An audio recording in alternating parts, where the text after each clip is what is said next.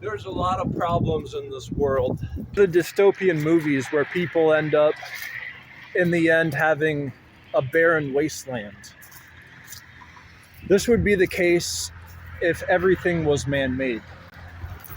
If everything was man-made, there'd be sure signs.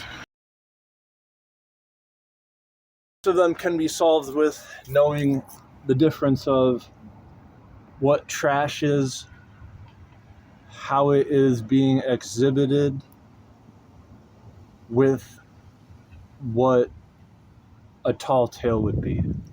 A ghost wearing clothing. Neither the clothing or the ghost is real. The trash can and what comes out of it is. And if that area was not a hologram, but everything around you, man-made stuff, when collected closely, is black. Nanoparticles, when collected closely, are black. So if you were trying to attune, with like how music vibrations is, you can hear sirens from across town. If that was, instead of sound, light, electromagnet, then you could refract all the nanoparticles, which would be everything on the land, if it was man-made, would look black, because there's no different configuration that you can space, because crystals refract only if you get them in a special sweet zone, a Mandela effect. And so that's how a hologram is snapped together into existence.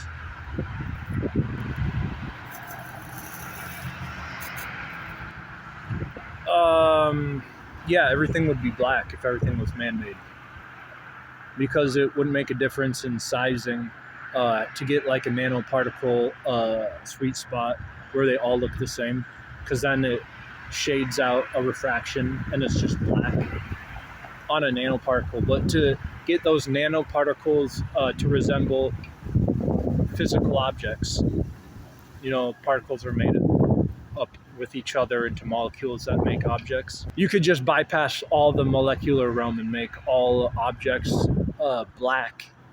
If they were all man-made nanoparticles, all objects would be black.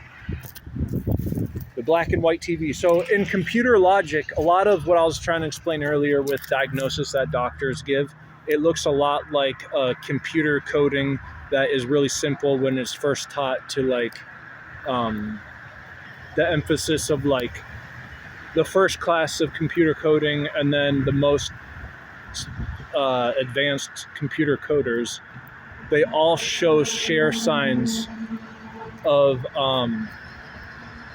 similarities, and all those similarities would ring true to what you're executing, but those similarities nonetheless would be defining characteristics. And as those defining characteristics, which you can relate to knowing how much some objects would look darker than others because of their shapes and their constructs. So that's why sound and light are important, because they make up defining characteristics that are beyond an object, that speak to its inner core. And if you relate string theory to what I just came up with, it could be really useful for heavier stuff. Oh, I don't know, like eliminating sickness off the face of the earth.